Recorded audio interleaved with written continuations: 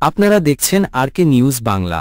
ভাঙা অঞ্চলের বাসিন্দাদের প্রশাসনিক সীমানা পুনর্বিন্যাসের বিরুদ্ধে, বিশেষ করে আলেগি ও হামিদি ইউনিয়নকে নগর কান্দার সাথে সংযুক্ত করার বিরুদ্ধে প্রতিবাদ দেখানো হয়েছে। প্রতিবাদকারীরা এই সিদ্ধান্তকে অন্যায় বলে অভিহিত করেছেন এবং জানিয়েছেন যে প্রায় 90,000 মানুষের বিরুদ্ধে মামলা করা হয়েছে।